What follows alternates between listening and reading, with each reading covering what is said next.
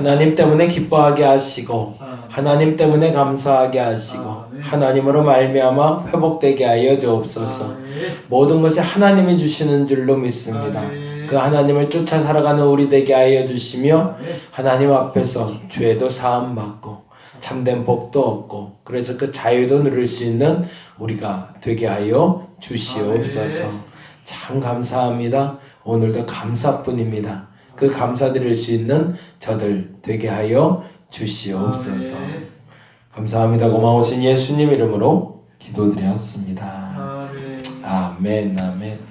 사도행전 15장에 있는 말씀 함께 봅니다. 30절에서 35절까지.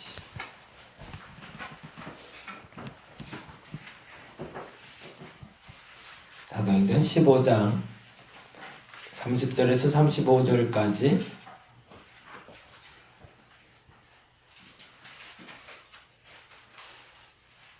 다같이 한 목소리로 읽도록 하겠습니다.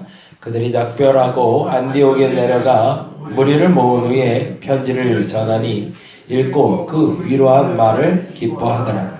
유다와 실라도 선지자라 여러 말로 형제를 권면하여 굳게 하고 얼마 있다가 평안히 가라는 전송을 형제들에게 받고 자기를 보내던 사람들에게로 돌아가매 바울과 바나바는 안디옥에 유하며 수다한 사람들과 함께 가르치며 전파하니라. 아멘. 아멘.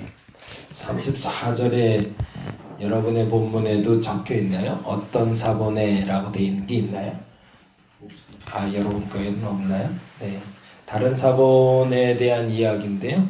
이게 보통 이제 성경에 보시면 없음으로 되어 있는 본문들이 있어요. 예, 그게 왜 그러냐면 성경의 원문으로 보는 게 이제 맞소라 본문이라는 것이 70인역이라는 것이 구약의 본문이라면 사실은 이제 그 헬라어 번역들에 대한 기초가 되는 번역본들이 있어요. 근데 그 번역본들이 완간돼서 하나로 쫙 묶어져서 나오면 좋은데 이후에 발견된 사본들 중에 어떤 것들은 그 내용이 첨가가 된 것들이 있어요. 근데 그러다 보니까 어떤 성경책에는 있고 어떤 성경책에는 없고 그러다 보니 이제 사도들이나 그 전통을 따르던 이들이 이거를 좀 이렇게 정리할 필요가 있겠다 생각을 했어요. 이제 공통적인 성경을 만들기 위해서 지금 우리가 보는 성경 중에 고정적으로 보편적으로 다 들어있는 것 외에 특별히 들어있는 단어들은 조금 빼는 것을 전제로 그렇게 해서 없음이라고 표시를 하되 왜 없는지 모르겠지만 보통 다른 성경에는 다른 사본에 이르기를 뭐 이렇게 해서 표시를 해놓게 되어 있습니다. 특별히 오늘 본문은 실라라는 사람에 대한 이야기가 적혀 있는데 제가 있는 본문으로 읽어드리면 34절에는 이렇게 되어 있어요. 실라는 저희와 함께 유하기를 작정하고 가 있다라고 되어 있어요.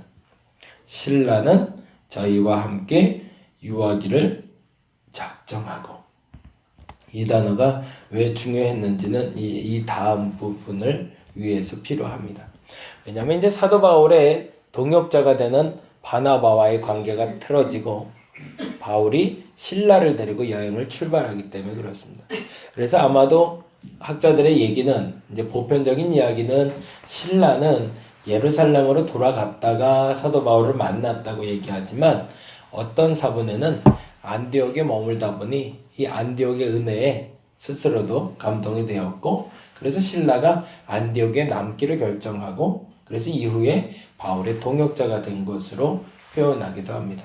근데 이게 없어도 될 거라고 사람들이 생각을 했던 거예요.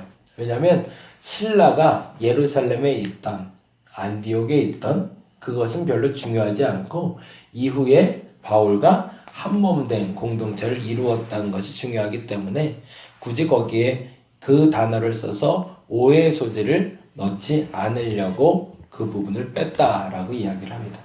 오늘 보면 이야기가 이제는 사실은 예루살렘 공의회 모임의 마무리 단계로 가는데 우리가 한 가지 조금 좀 아쉬운 얘기를 하나 하고 갈 게 있어요.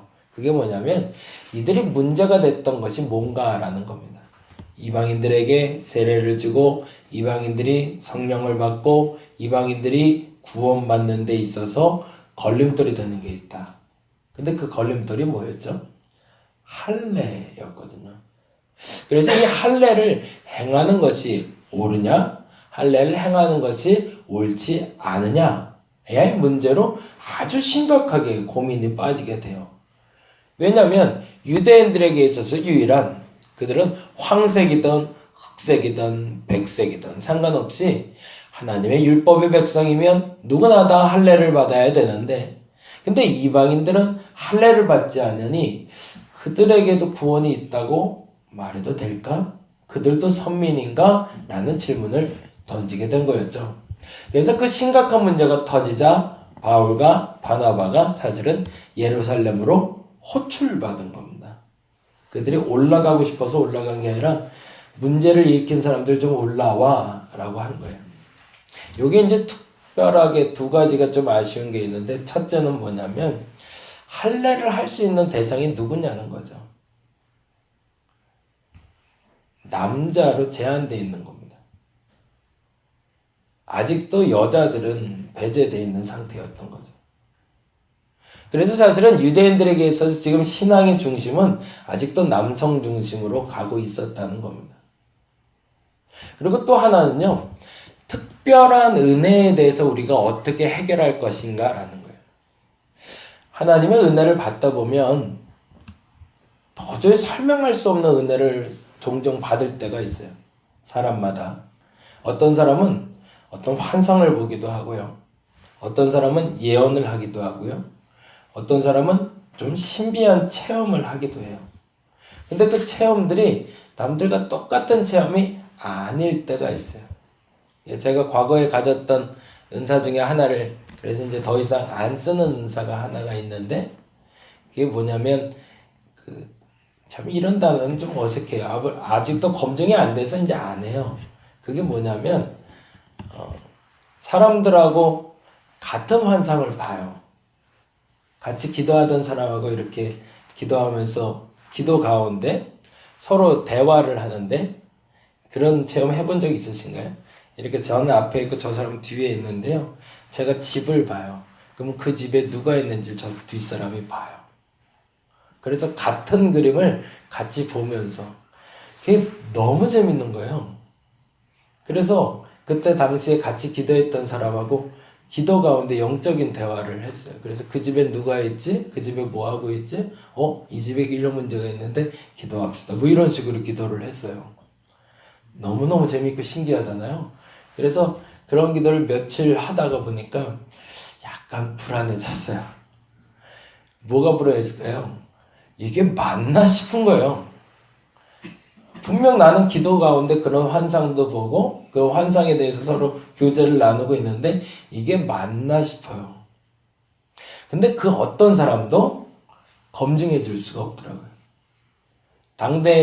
당시에 그 환상에 대해서 그렇게 해석되는 것에 대해서 그 누구도 이렇게 탁 집어서 얘기해 줄 사람이 없었어요. 근데 그때 당시에 저를 담당했던 전도사님이 그러시더라고요. 하지 말라고.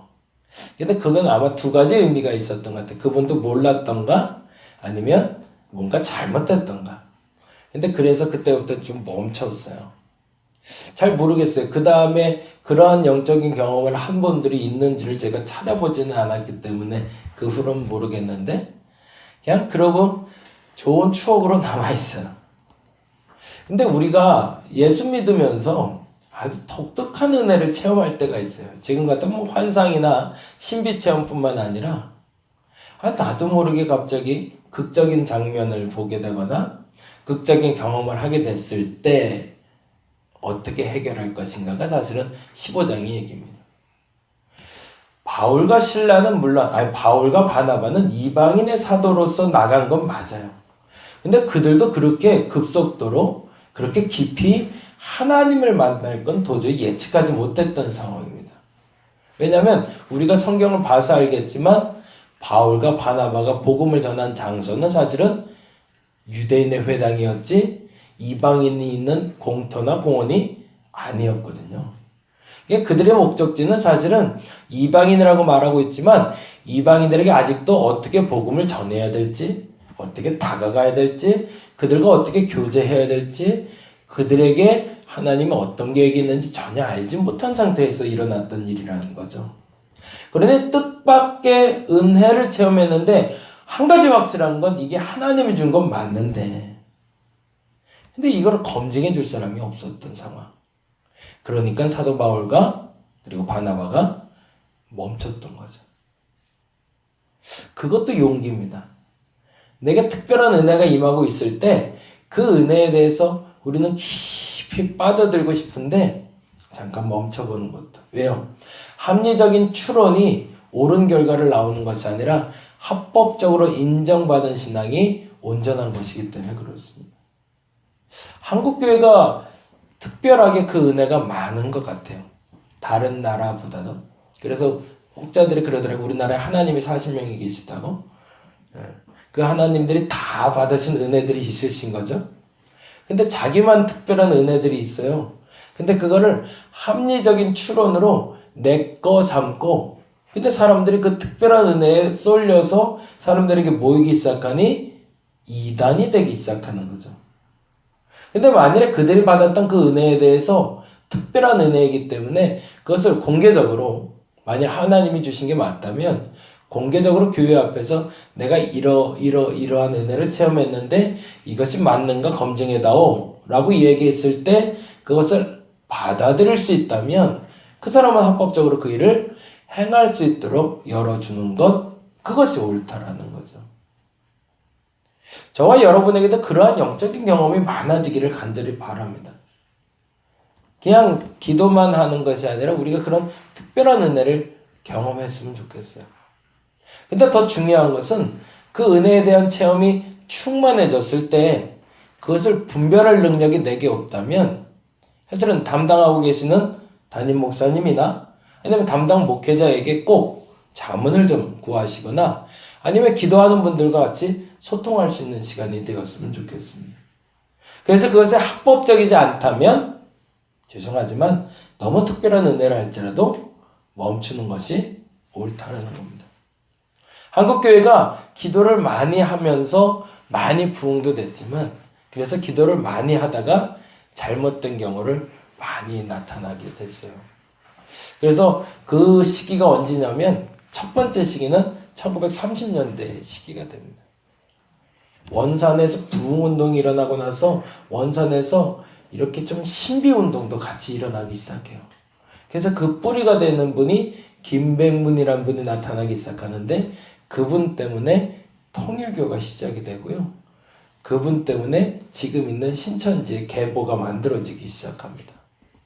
근데 만일에 그분이 인정을 하고 내가 본 게 좀 특별한데 이걸 학계에서 혹은 교회에서 좀 공증해달라고 얘기해서 합법적으로 인정받고 갔다면 아마 지금 우리가 말하는 그 어마어마한 이단들은 만들어지지 않았을 겁니다. 왜냐하면 그분이 소위 깨달았다고 말하는 거에 과거 전통 속에서 이단으로 정죄받은 사상이었거든요. 근데 그거를 한국 사람이기에 그리고 서구 문물을 받아들이기 전이었기 때문에 본인이 깊이 기도하다가 깨달은 것이라 그것을 절대시해서 선파하다가 결국에는 교회 안에 분란을 가져오는 계기가 됐기 때문입니다.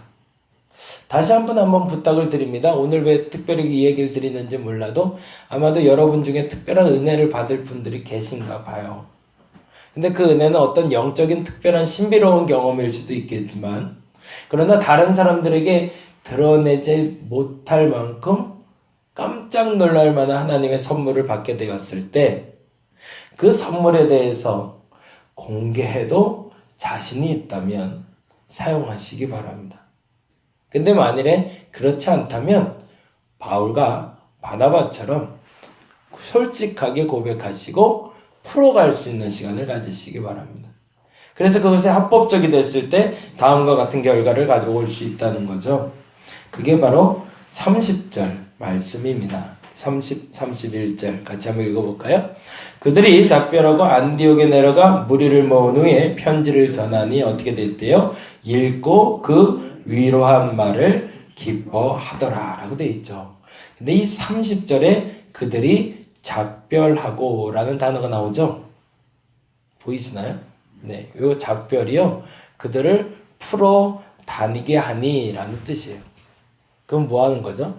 바울과 바나바를 마치 감옥에 가둬놓듯이 예루살렘에 가둬놨던 거죠. 왜 가둬놨을까요? 이들이 하는 일들로 말미암아 지금까지 전혀 경험하지 못했던 은혜들이 자꾸 전파되니까 잠시 잠금장치를 해놨던 겁니다. 그러다 시건장치를 해놨다가 지금 교회에서 합법적으로 그것이 공인이 되자 그 열쇠를 줘서 그 자물쇠를 풀어버리는 거죠. 그래서 그 풀어버린 교회들이 이제 이방인 교회였던 안디옥 교회로 가서 말했더니 그들이 기뻐하고 그 마음을 그 성령의 체험을 서로 나누는 공감대가 되더라는 겁니다. 여기서 한 가지 더 재미난 건데 35절 다시 한번 볼까요? 같이 한번 읽어봅니다. 바울과 바나바는 안디옥에 유하며 수다한 다른 사람들과 함께 주의 말씀을 가르치며 전파하니라 라고 되어 있습니다. 과연 얼마나 많은 대화와 교육이 이루어졌을까요? 오히려 우리가 지금 알고 있는 체험적인 측면이나 우리가 알고 있는 성경의 지식보다 더 풍성한 이야기가 이 중에서 나눠졌을 것이라고 추측해 봅니다. 왜냐하면 여기 또 하나 빠진 단어가 있는데 32절에 유다와 실라도 선지자라 라고 되어 있는데 그 역시 그 가운데 빠진 그러니까 다른 사본에 있는 단어가 있어요. 그게 뭐냐면 유다와 실라도 성령이 충만한 선지자라 라고 되어 있어요. 그러니까 그들의 성령의 충만함으로 말미암아 그들이 할 얘기가 무궁무진했던 겁니다. 오늘은 다시 한번 여러분께 권면을 한번 드립니다. 여러분의 성령이 충만한 기도를 하시기를 부탁을 드립니다. 지금보다는 조금 더 깊어진 기도를 그리고 그 특별한 은혜를 체험할 수 있는 저와 여러분 되었으면 좋겠습니다. 근데 만일에 내가 전혀 예측하지 못한 그 경험을 한 분이 있다면 꼭 말씀해 주시기 바랍니다. 그래서 그것이 서로 간에 오해가 생기지 않도록 그리고 나서 더 풍성한 은혜가 공급되어지는 기도의 자리가 될 수 있도록 저와 여러분이 함께 할 수 있기를 간절히 바랍니다. 기도하겠습니다.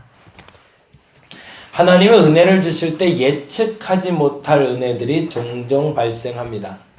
합리적인 추론을 해서 내 생각엔 이렇게 생각하니 맞다라고 여겨서 맘대로 신앙생활하지 말게 하여 주옵시고 하나님이 알려주시는 것에 대해서 합리적으로 추론해서 맞는다 할지라도 교회에서 공인되지 않은 영적인 은사라면 멈추게 하여 주옵시며 만일에 그 영적인 은사가 교회에서 검증될 수 있다면 풀어 다니게 할 수 있도록 그 깊이를 더하여 주옵소서.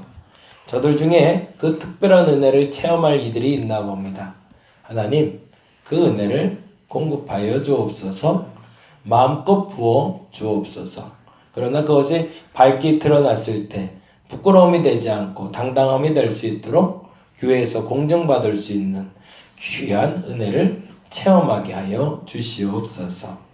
이제 기도로 들어가고자 합니다. 그 기도의 심연 속에서 주님을 경험하게 하시고 충만하고 신비로운 주님을 경험하게 하여 주시옵소서.